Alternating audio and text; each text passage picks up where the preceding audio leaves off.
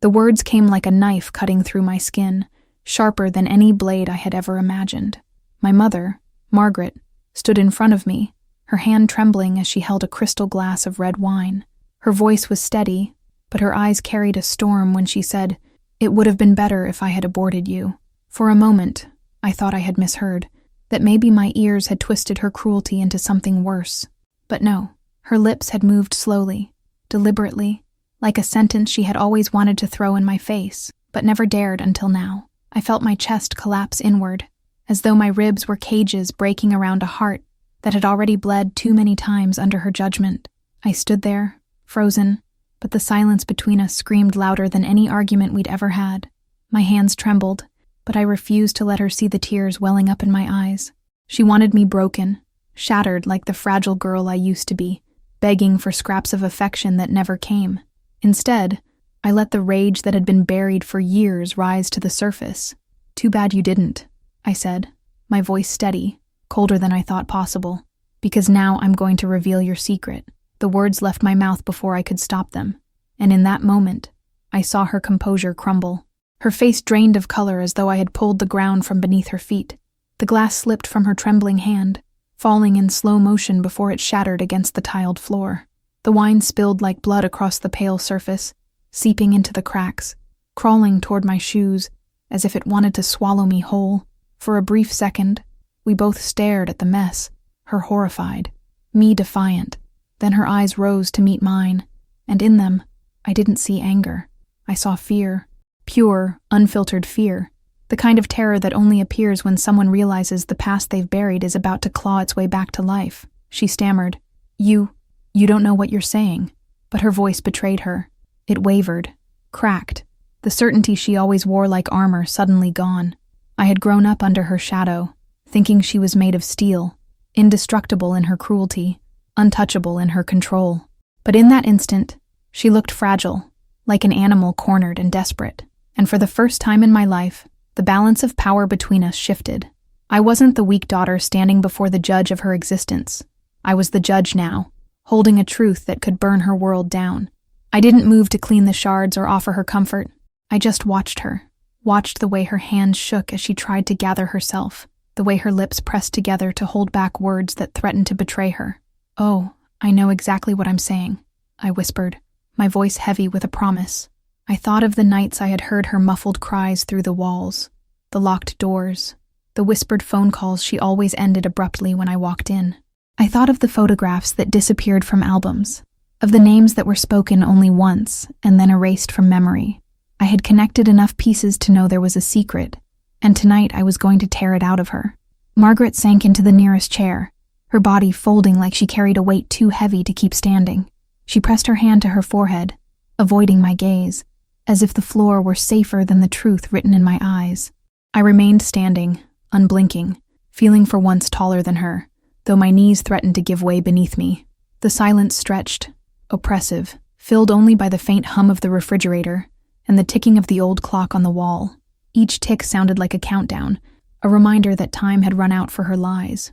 The room felt suffocating, the air charged with the ghosts of everything unsaid. I wanted to scream, to demand answers, to shake her until the words spilled out like the wine spreading across the floor. But instead, I held on to my stillness like a weapon. I knew that silence frightened her more than anger. She had built her life on control, on knowing the rhythm of every conversation, every argument. By not reacting, I left her lost in the chaos of her own panic.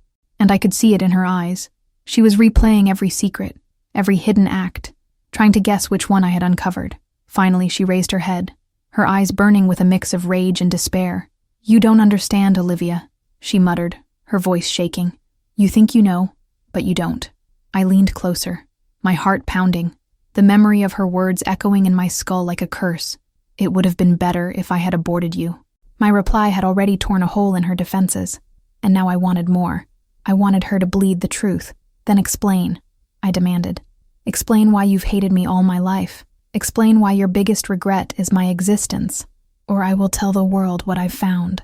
Her breath caught, sharp and quick, like she had been stabbed.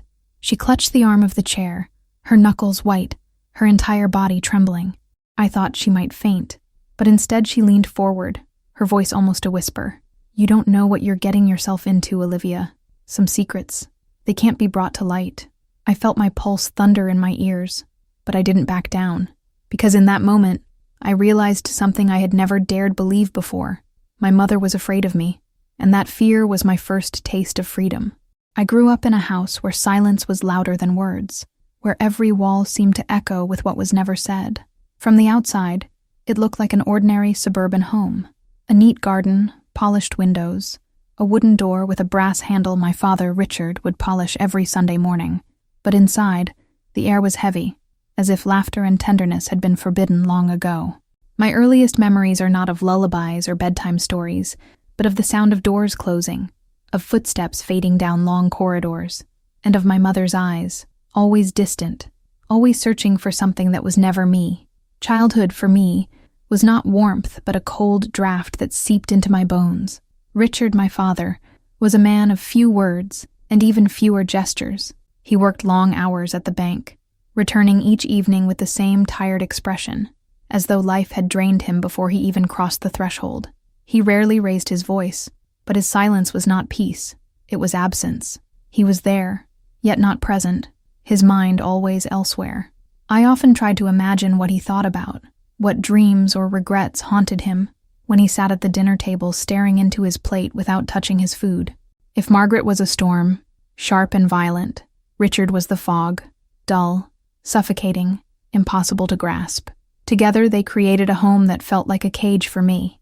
Meals were the perfect stage for the theater of silence. We would sit around the long wooden table, plates filled but untouched, the ticking of the clock the only rhythm of our dinners. My mother's eyes would flicker toward me occasionally, but never with softness, only with a cold assessment, as though she were reminding herself of a burden she had to carry. When she spoke, it was rarely to me.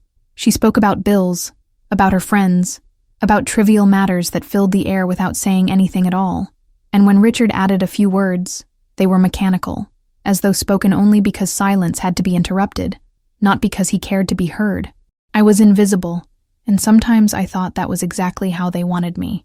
In that suffocating quiet, I learned to listen to the unspoken, the creak of the stairs in the middle of the night, the muffled arguments behind closed doors, the sound of my mother crying when she thought no one was listening. That was when I realized our family wasn't built on stability, but on a fragile foundation of secrets and suppressed emotions. And yet, whenever I dared to ask questions, the answers never came. Richard would clear his throat and change the subject, while Margaret's eyes would narrow, warning me into silence.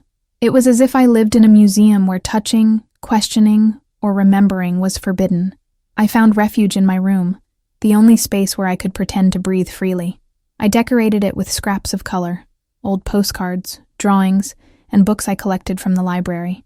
Every page I read felt like oxygen, every story like a glimpse into a world where children were loved, where parents fought for their children instead of against them. But even in my room, the weight of the house seeped in through the walls. I could hear the arguments that stopped suddenly when footsteps approached, the way my mother's voice would tremble before hardening again, and I knew there was something unsaid that tied all her cruelty together. Something bigger than just disappointment in me. The house itself became an accomplice in that silence. The attic remained locked, the key hidden somewhere I never found. The basement smelled of damp wood and mold, but I always felt a strange chill when I ventured too far inside. The garden, though beautiful on the surface, had patches of soil my mother never let me touch, as if certain corners of the earth itself had to remain untouched. As a child, I thought it was simply her obsession with control, but as I grew older, I began to suspect those forbidden spaces hid fragments of the truth. The silence wasn't just emotional, it was physical, buried into the very foundation of our lives. I envied the other children in the neighborhood who seemed so free. I watched them ride bicycles with their parents cheering from the sidewalks, or play games in their yards while mothers called them in with warm voices. My mother never called me in with warmth, only with commands. Dinner. Now. Homework. No excuses. Clean your room. I don't want to see this mess again. The tone was sharp, never affectionate. It wasn't just that she didn't love me. It was as if she resented my very existence, and at that age I couldn't yet understand why. All I knew was that I had been born into a family where love was a myth, whispered by others, never proven in my home. Looking back now, I realized that house of silence wasn't just the background of my childhood. It was a cage built carefully to hide the truth. Every locked door, every forbidden corner, every sudden hush in the middle of the night pointed toward something greater than a lack of love. It pointed toward a past my mother wanted to erase, and a father who preferred to drown himself in silence rather than confront it. I was not just an unwanted child. I was a living reminder of whatever it was they had tried to bury. And though I didn't yet know what it was, the cracks in their silence were already beginning to show. There were nights when the house itself seemed to breathe, carrying voices through the walls like veins pulsing with secrets. I would lie awake in bed, staring at the cracked ceiling, listening to the faint murmurs of my parents' arguments seeping through the plaster. Their voices were low, careful, as though even the walls could not be trusted. Sometimes it was my mother's sharp tone slicing the silence. Other times my father's grave murmurs trying to soothe her fury. But what always unsettled me most was when they stopped suddenly, mid-sentence, as though a forbidden word had been spoken, and the only way to keep it from taking shape was silence. That silence felt louder than their fights. One night I crept out of bed and pressed my ear against the wall that separated my room from theirs. My mother's voice was trembling, not angry, but desperate. "We can't let her find out, Richard," she hissed. "If she ever knows, everything will fall apart." My heart pounded as I tried to understand who she was, me or someone else. Then my father answered, his voice low and heavy. "It's been years, Margaret. Maybe it's better to tell her than keep living like this."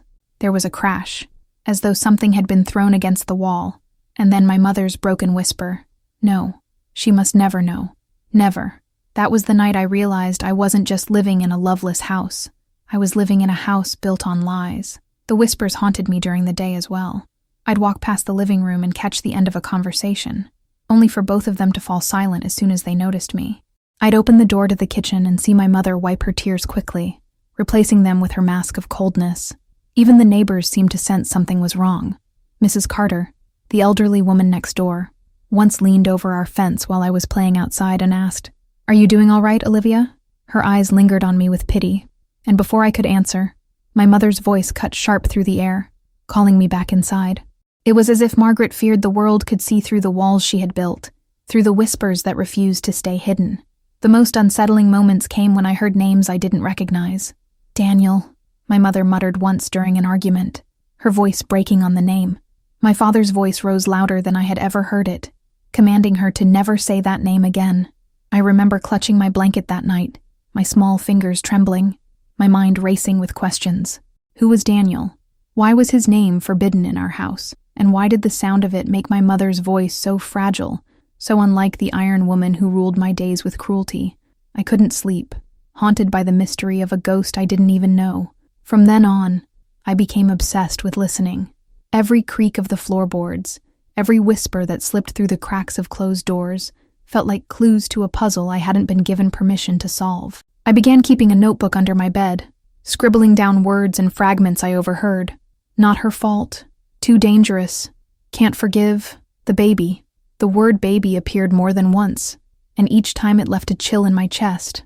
Was it about me? Or someone else? At 12 years old, I was already piecing together that our family had a story no one wanted me to know. A story that somehow explained my mother's hatred. The silence between my parents grew thicker after each argument, but the tension never faded. It was as if the house itself remembered what they wanted to forget. The walls seemed to groan at night. The floorboards creaked under invisible steps, and I often wondered if the whispers I heard were not just theirs, but echoes of something older, something buried in the foundation of the home. My imagination spun wild, conjuring images of hidden rooms, of forgotten graves under the garden, of secrets sealed in wood and brick. But the older I grew, the more I realized it wasn't just imagination. It was intuition. What frightened me most was my mother's eyes when she caught me listening. One evening, she opened my bedroom door without knocking and found me with my ear pressed to the wall. Her face turned pale, then twisted with rage. She crossed the room in seconds, yanked me by the arm, and hissed, "Never do that again." Her grip left bruises, but worse than the pain was the terror in her eyes. She wasn't just angry, she was scared.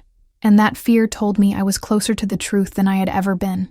That truth, whatever it was enough to shake Margaret, the woman who seemed unshakable. From that day on, she started locking doors more carefully, lowering her voice even further when speaking to my father, and watching me with suspicion. But she didn't realize something crucial. Once a child learns there's a secret, silence becomes unbearable. The whispers in the walls had already planted seeds inside me, seeds that would one day grow into defiance. And though I didn't yet know it, the name Daniel, the forbidden word, would soon unlock the first door to a past darker than I could ever have imagined. It was a rainy afternoon when I stumbled upon the first tangible crack in my mother's wall of silence. The storm had knocked out the power, leaving the house dim and heavy with the smell of wet earth drifting through the open windows. I wandered restlessly, searching for something to distract me from the oppressive atmosphere, when I decided to explore the old cabinet in the corner of the living room. Margaret had always kept it locked, but that day the door creaked open easily, as though she had grown careless or perhaps forgot. My fingers trembled when I saw a stack of yellowed papers and a small leather-bound diary tucked away behind porcelain figurines that had collected dust. The diary was worn, its edges frayed, the leather cracked like dry skin. I hesitated before opening it, my heart pounding as if I were about to commit a crime. A faint smell of ink and age rose from its pages, and I wondered how long it had been hidden there, waiting for someone to uncover it. I flipped carefully through the first entries and realized, with a jolt, that the handwriting was unmistakably my mother's. Margaret's neat, sharp strokes filled the pages, but they were not the Margaret I knew. The words were not cold commands or biting remarks. They were raw, trembling, soaked with emotions she had never allowed herself to show me. At first, the entries seemed harmless, almost ordinary. She wrote about the weather, about her loneliness, about my father's long hours at work. But then, as I turned the pages, her words grew darker. There were references to sleepless nights, to mistakes that couldn't be undone, to a shadow that followed her no matter how hard she tried to forget. One line made my stomach twist violently. Every time I look at her, I see him, and I hate myself for it. There was no name, but I knew. She was writing about me. She was writing about seeing someone else in me, someone I didn't yet understand. The deeper I read, the more a pattern emerged. Margaret wrote about arguments with Richard, but also about a man named Daniel. The name leapt out of the page, the forbidden name I had only ever heard whispered through walls. My pulse quickened, my mind spinning as I realized this diary might contain the truth my parents had spent years burying. Daniel wasn't a random name, wasn't a ghost invented by my imagination. He was real. And whatever he had meant to my mother, it had been powerful enough to leave scars she couldn't erase even with her cruelty toward me. One entry, dated years before my birth, made me stop breathing. Daniel promised me the world, but what he gave me was pain. Still, part of me clings to him, even as I drown in shame. Richard doesn't know the whole truth. He thinks I buried Daniel when I married him, but Daniel is in everything, in the lines of her face, in the eyes that haunt me every day. I slammed the diary shut, unable to read further, my hands shaking violently. Was she confessing that Daniel was my real father? Was that why she resented me so deeply? Because every time she looked at me, she saw the man she both loved and despised? I wanted to confront her right then, to throw the diary in her face and demand answers. But fear kept me rooted. What if she ripped the diary away and destroyed it before I could finish reading? What if I never got another chance to understand? So instead, I tucked it under my sweater and carried it carefully to my room, my heart thundering like a drum. I locked the door, turned on a flashlight, and continued reading under the covers, like a child sneaking forbidden candy. But these pages were not sweet. They were bitter, soaked with secrets, and each sentence seemed to burn into my skin. Margaret wrote of nights filled with screams she couldn't silence, of a baby that never had a chance, and of a promise she had broken. My throat tightened as I read the entry that described burying something in the garden, something she never wanted to see again. She didn't say exactly what it was, but the words, small, silent, gone too soon, made my blood run cold. Was it possible she was speaking of a child? A child that came before me? A brother I never knew existed? My mind refused to accept it, but the thought rooted itself deep inside me. As the storm raged outside, the house groaned under the weight of the wind, and I felt as though the diary itself had unleashed a storm inside me. Every page I turned tore apart the fragile foundation of what little I thought I knew about my family. I wasn't just unloved. I wasn't just unwanted. I was living proof of a past my mother had tried to erase.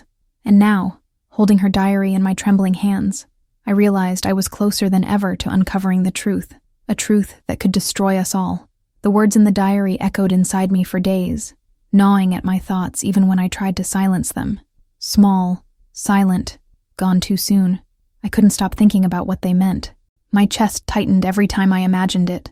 A baby buried in the soil my mother tended so carefully, the forbidden patch of garden where she never allowed me to play. I remembered how her face hardened whenever I asked why we didn't plant flowers there, why the ground was always left bare. Now I understood. That corner of the garden wasn't empty. It was sacred, or cursed, and perhaps it was a grave. At first, I thought my imagination was twisting the words into horror, but the more I read the diary, the more undeniable the truth became. Margaret had written about a pregnancy before me, a baby boy she never named. She wrote about how he cried too softly, how he didn't live long enough to take a place in the family. The entry was fragmented, covered in ink blots, as if her own tears had smudged the paper. But the most chilling line was clear. I buried him myself. No one can know. My hands shook so violently I nearly dropped the book. My mother, the woman who had always cursed my existence, was haunted not only by me, but by the ghost of a son she lost, or destroyed. I began searching for proof, something beyond her tortured words. In the attic, among boxes of forgotten clothes and cracked photo albums, I found a gap. There were pictures of my parents smiling stiffly at their wedding, pictures of neighbors, friends, even relatives I barely remembered. But when I looked for images of Margaret before me, pregnant, younger, hopeful, there were none. Whole years were missing, erased as if they had never happened. In one album, I found a torn corner of a photograph, the edge of a crib, a baby's blanket. The rest had been ripped away. My heart pounded. There had been someone before me. The realization consumed me. I would lie awake at night, staring at the ceiling, wondering about him. What was his name? What did he look like? Was he my father's son? Or Daniel's? The questions circled endlessly, and with them came a strange, aching grief for a brother I had never known, but suddenly felt tied to.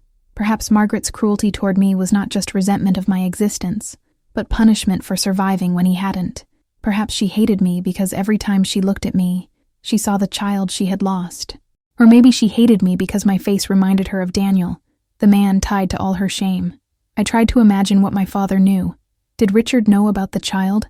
Was his silence part of a pact to bury the truth? His distant eyes, his refusal to look at me during dinners, now seemed heavier, burdened with guilt rather than apathy. Maybe he hadn't just been escaping into silence. Maybe he had been living in denial, pretending that the boy had never existed. That would explain why he never stood up for me, why he let Margaret's cruelty pass without a word. To acknowledge me might mean acknowledging the grave in the garden, the ghost of the brother who came before me. The garden itself began to haunt me. I couldn't walk past that corner without feeling a chill, as if something beneath the earth reached for me. The soil was darker there, damp even in dry weather, and the grass refused to grow. I remembered once, when I was very young, I had tried to dig in that spot with a plastic shovel. Margaret had run out of the house screaming, snatching me up by the arm so violently that I dropped the shovel. She never explained, but that day she slapped me across the face for the first time. I thought it was because I had disobeyed her, but now I understood. She had been protecting her secret, protecting the grave. One evening, I took the diary to my room and reread the entries with new eyes. Margaret hadn't written the boy's name, but she called him my first sin. That phrase broke something inside me. He wasn't just her lost child. He was her burden, her shame, the mistake she wanted erased. My chest tightened with fury. How could a mother call her baby a sin?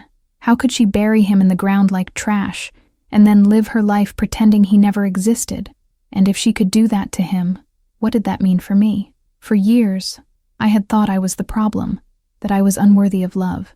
But maybe I was just the reminder she couldn't destroy. The knowledge burned in me, turning my grief into defiance. For the first time, I felt connected to someone beyond my mother's cruelty. This missing brother, this baby buried in secrecy, was a part of me. His blood was mine, his silence my inheritance. And if my mother thought she could keep him hidden forever, she was wrong. I would not let his memory rot in the earth. I would find out who he was, how he died, and why Daniel's name was written beside his in the margins of her diary. The truth was there, buried like him, and I was ready to dig it up, even if it destroyed us all. The name Daniel became a drumbeat in my mind, echoing with every breath I took. It was there in the diary, scribbled in trembling letters, always near words of shame, rage, and grief. My mother wrote of him with a duality that unsettled me, sometimes with longing, sometimes with hatred, but always with intensity. It was as if Daniel was a wound that had never healed, one that continued to fester even decades later. And I began to wonder, was he the reason my brother had been called a sin? Was he the reason my existence was cursed from the very beginning? I searched for traces of him in every corner of the house. Old drawers, forgotten boxes in the attic, the basement where dust gathered like the weight of years unspoken. At first, I found nothing, just Richard's bank documents, Margaret's clipped recipes, faded Christmas cards. But then, hidden behind stacks of outdated newspapers, I uncovered a shoebox tied with a fraying ribbon. Inside, folded carefully, were letters written in a handwriting that wasn't Richard's. The signature at the bottom of each one read simply, Daniel. My hands trembled as I opened the first. The paper brittle, but the words still alive, like whispers from a ghost. The letters revealed a man who spoke in extremes. His words to Margaret were drenched in passion, sometimes adoration, sometimes demand. You're mine, one letter declared, scrawled with such force the ink had bled through. Another begged forgiveness. I didn't mean to hurt you. Please don't leave me. No one will ever love you like I do. My stomach knotted as I read. These weren't the words of a healthy love. They were chains disguised as devotion. And yet, in her diary, Margaret had written about being unable to let him go. Daniel was not just a chapter in her past. He was the shadow that had shaped her life. I pieced together fragments. Margaret had met him before marrying Richard. Their relationship was obsessive, consuming, full of promises and betrayals. There were hints of violence, sentences about bruises she had to hide, apologies followed by declarations of ownership. One letter mentioned a baby, though the words were cryptic. He was ours and you took him from me. My blood ran cold. Was Daniel the father of the brother who never lived? Was that why Margaret had called the baby her sin? Because he had been the child of a forbidden, destructive love she could never admit to the world? The thought made my skin crawl. If Daniel was my brother's father, then what about me? The diary hinted at years of entanglement even after Margaret married Richard. She wrote about slipping out at night, about phone calls she couldn't answer when Richard was in the room. One line seared into my mind. Every time I look at Olivia, I see Daniel's eyes. My stomach lurched. It was possible, terrifyingly possible, that Richard wasn't my father at all, that the man who raised me in silence wasn't silent because of indifference, but because every day he saw a child who might not be his own. I couldn't breathe as the pieces fell together. Margaret's cruelty, her rejection, her outbursts whenever I asked questions, they weren't random. They were aimed at me because I embodied Daniel, the man she couldn't erase, the man tied to both passion and violence, the man connected to the buried baby in the garden. If I carried his blood, then I was living proof of everything she wanted forgotten. No wonder she said it would have been better if I had never been born. My existence was a scar she couldn't bear to look at, a reminder she had failed to bury completely. For days, I carried this knowledge in silence, too afraid to confront her, too terrified to confirm it. I watched Margaret move around the house, stiff and composed, but I noticed her hands trembled when she thought no one was looking. I noticed the way Richard's eyes lingered on me with something that wasn't quite love, but wasn't indifference either. It was sorrow, heavy and unspoken. And I realized the silence in our house wasn't just emptiness, it was survival. Each of them carried truths too sharp to speak, and I had just stepped into the middle of their battlefield. But I couldn't unlearn what I knew. Daniel was no longer just a whisper in the walls, or a name in the diary. He was real. He had lived, loved, hurt, and left scars that shaped every part of my life. He was the ghost haunting my mother's cruelty, my father's silence, my brother's grave, and my own blood. And though he was gone, I could feel his shadow stretching over me, pressing down like a curse. The more I uncovered, the more certain I became. To truly understand who I was, I would have to face Daniel's shadow, even if it meant tearing apart the fragile remains of my family. The night I decided to confront her, the house was quieter than usual, as though it knew what was about to happen. Richard had already gone to bed, his heavy steps fading into the master bedroom, leaving Margaret and me alone in the kitchen. She was sipping wine from her favorite crystal glass, her back rigid, her lips pressed thin in that perpetual expression of disapproval. I sat across from her, the diary and the shoebox of letters tucked under my arm, my pulse so loud in my ears it almost drowned out my own breathing. Tonight, I told myself, there would be no more silence. I placed the diary on the table with a deliberate thud, watching the way her hand faltered slightly, though she tried to mask it by taking another sip. Her eyes, sharp and cold, flicked down to the book and then back up to me. "You've been snooping," she said flatly, her voice carrying no trace of surprise, only disdain. I didn't look away. "Yes," I replied, my voice steadier than I expected, "and I found out about Daniel." The name fell between us like a stone thrown into still water, rippling through the fragile calm of the room.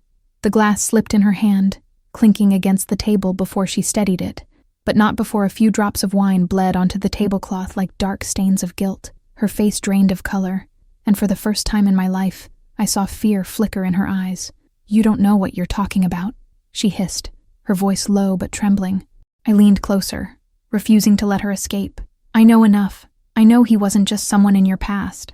I know he's the reason my brother is buried in the garden, and I know he might be my father." The silence that followed was suffocating. Margaret gripped the stem of her glass so tightly I thought it would shatter in her hand. Her mouth opened, then closed, like she couldn't decide whether to scream or confess. Finally, she exhaled a ragged breath. "Daniel ruined everything," she whispered, almost to herself. "He took everything from me. My peace, my choices, my dignity. And then you came along with his eyes, his stubbornness, his curse." Her words cut deeper than knives, but beneath them I heard something I had never heard before: helplessness. "Why didn't you tell me?" I demanded, my voice shaking with a mixture of anger and desperation. "Why did you make me feel like I was poison instead of telling me the truth?" She laughed bitterly, a sound brittle and hollow. "The truth? What would the truth have given you, Olivia? A name? A man who would have destroyed you the way he destroyed me? I tried to protect you. God help me, I tried. But every time I looked at you, I saw him, and I hated myself for not being able to love you the way a mother should." Her confession made my chest ache, but it didn't heal. It only deepened the wound.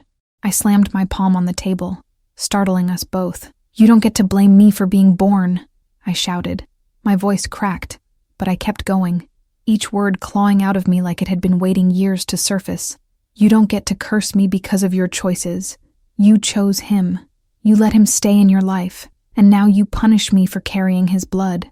That's not protection, Margaret. That's cruelty."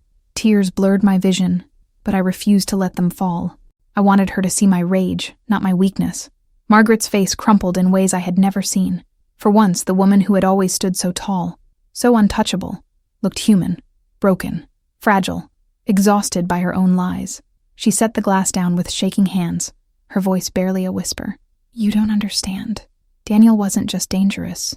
He was inevitable. He made me feel alive, even when he was destroying me. And when I found out I was pregnant with your brother, I thought maybe love could fix him. But it didn't. It only gave me a child I couldn't keep. And then you. I loved you, Olivia, in moments, but I hated what you reminded me of more." Her words hung between us like smoke, choking and heavy. I sat there, trembling, not knowing whether to scream, cry, or walk away. Part of me wanted to reach across the table, to touch her hand and beg for the love she confessed she could only give in fragments. But the other part, the part hardened by years of her cruelty, knew that love tainted by hate was no love at all. So instead, I whispered, "You had a choice. You always had a choice. And now, so do I." Margaret's eyes widened, the color returning to her face in a flash of panic. She knew what I meant. Her secret was no longer hers to keep. The silence after my last words was unbearable. Margaret stared at me, her chest rising and falling quickly, like she had just run miles. The crystal glass in her hand trembled so violently that I half expected it to slip from her fingers again. I could see her mind working furiously, trying to calculate whether she could still control me, silence me, or frighten me into submission as she had done my whole life. But something had shifted. This time she saw I wasn't backing down, and for the first time, she looked terrified of me. "I won't let you destroy what little is left of this family," she spat, her voice sharp, desperate. "If you tell anyone, Olivia, you'll regret it. I swear, you'll regret it more than you can imagine." Her threat might have worked once, but not anymore. I leaned forward, eyes locked on hers. "I already regret everything, Mother. Every day I spent under your roof, every cruel word you planted in me like a curse. You have nothing left to take from me, but I still have something to take from you. The truth. The glass finally slipped. It hit the floor with a sound that seemed louder than thunder, shattering into 1,000 shards that glittered across the tiles like fallen stars. The red wine spread quickly, a dark pool bleeding toward my feet. Margaret flinched as though the sound itself had broken something inside her. She pressed her hands against the table, her knuckles white, her voice breaking as she whispered, "You don't understand what you're doing." But I did, and that was what terrified her most. I rose from my chair slowly, deliberately, feeling taller than I ever had before. "I'm done carrying your secret for you," I said, my voice firm even as tears burned in my throat. "For years you've poisoned me with shame that was never mine to bear. That ends tonight." Margaret stood as well, her body shaking, her face twisted with rage and fear. For a moment I thought she might strike me, her hand twitching as if pulled by some violent impulse. But instead, she gripped the edge of the table, grounding herself, her eyes wild. Her voice cracked as she screamed, "If you say his name outside this house, you'll destroy us all. You'll ruin Richard, you'll stain our family, you'll burn everything we've built to ashes." Her desperation was raw, unfiltered, almost feral. I stared at her, stunned by how far she was willing to go to keep the illusion intact. "It's already ashes," I whispered. "You burned it the day you buried the truth in this house. You buried a child, Mother. You buried yourself, and you tried to bury me, too. But I'm still here." The words hit her like blows, and for a second, I saw her falter, her shoulders sagging as though she were carrying the weight of every year, every lie, every secret she had tried to suppress. Her eyes glistened with tears, but she blinked them away violently, refusing to let herself break in front of me. "You think you're strong now," she muttered, her voice low, trembling, "but you don't know the half of it. You don't know what Daniel was, what he did, what he made me do." My stomach twisted at her words, a new wave of dread rising inside me. "What did he make you do?" I asked, my voice hushed but steady. She shook her head violently, retreating into herself, her lips sealed shut as if even uttering it would summon some curse from the past. I stepped closer, my heart pounding, my hands trembling, but my will unshaken. "If you don't tell me, I will find out myself," I said. "And when I do, the world will know. The neighbors, the police, everyone. Your perfect little mask will shatter like that glass on the floor." Her eyes darted to the shards and she let out a strangled sob. The room seemed to pulse with the weight of everything unsaid.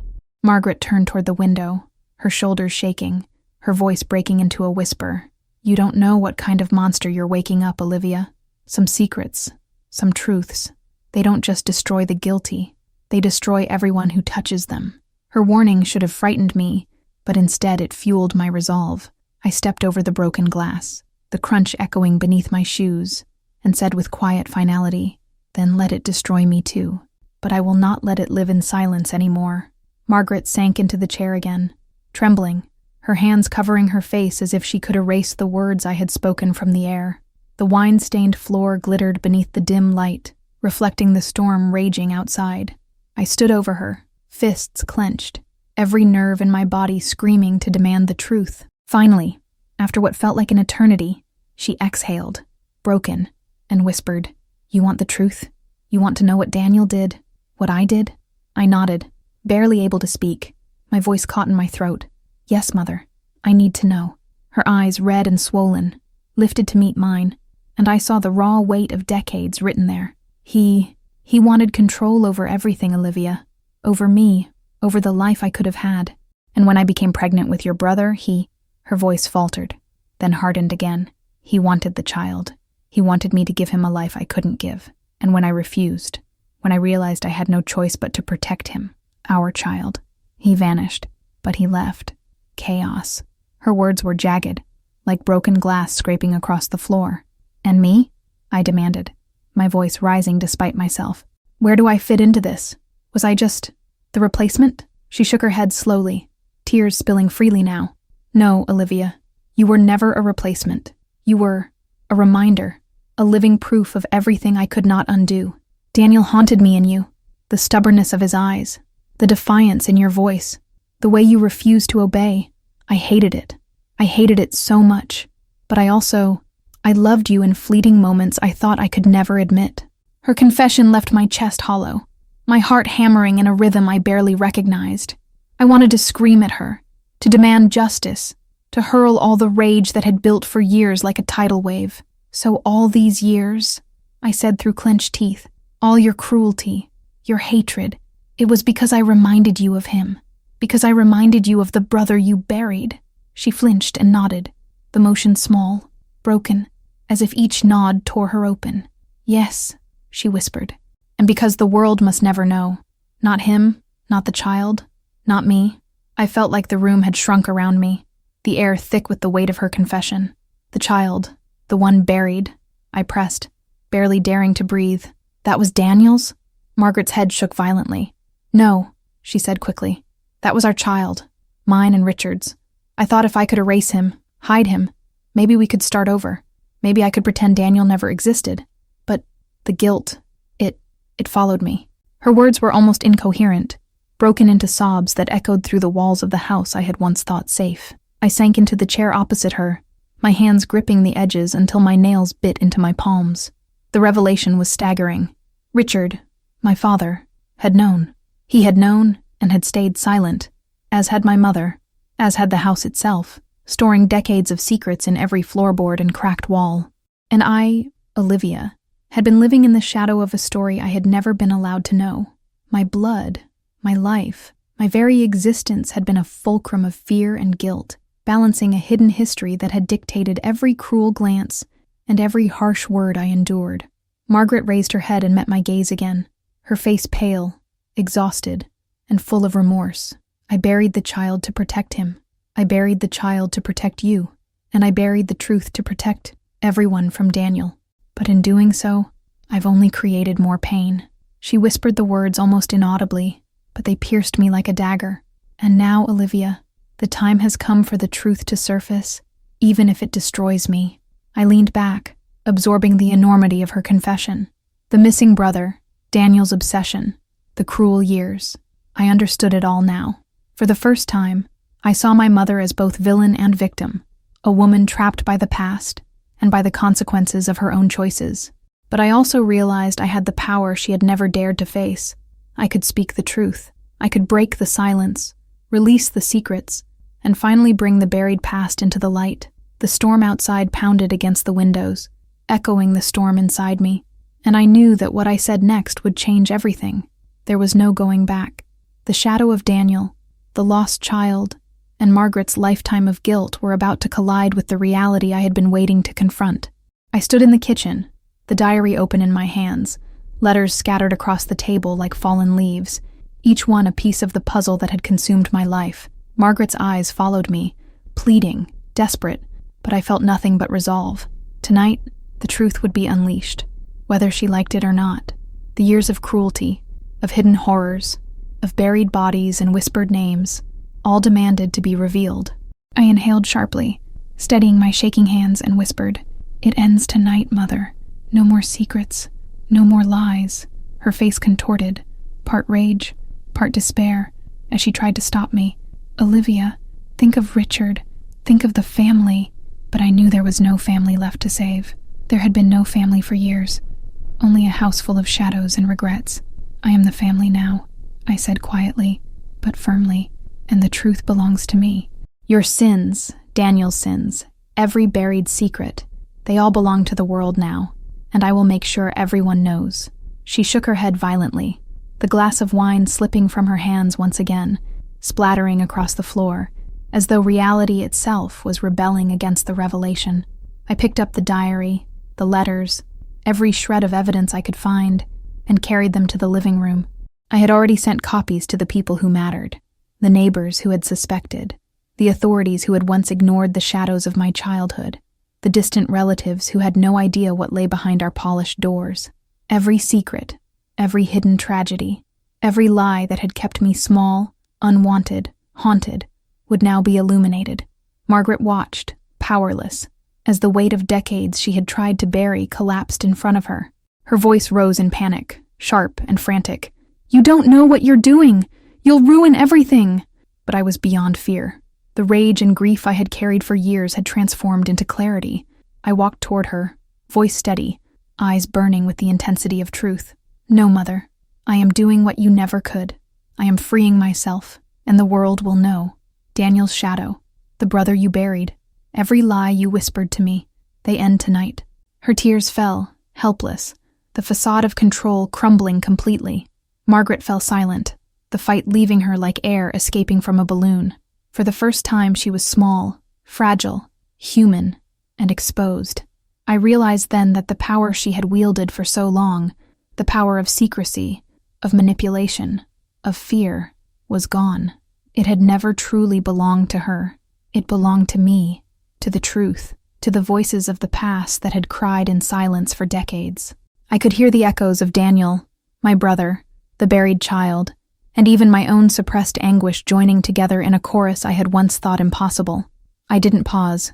I spoke their names aloud, every whispered secret, every unspoken truth, every crime hidden in the walls of that house. I let the world hear what had been buried for too long. The storm outside mirrored the storm inside, and I felt a strange liberation as the full weight of my family's darkness fell into the open. Margaret collapsed into her chair, trembling, her tears soaking her hands. For the first time, she could see the magnitude of what had been hidden and the impossibility of ever repairing it. And yet, amid the chaos, I felt a strange calm. The house of silence that had imprisoned me for years now lay in ruins. But I was free. The anger, the pain, the betrayal, all of it had been transmuted into truth. There was no mercy for the past, no forgiveness for the sins that had been buried, and no reason to pretend any longer that love had existed where it never did. I was Olivia, born of secrets and shadow, but now armed with clarity and power. I could finally breathe, finally live without the weight of their lies pressing on my chest.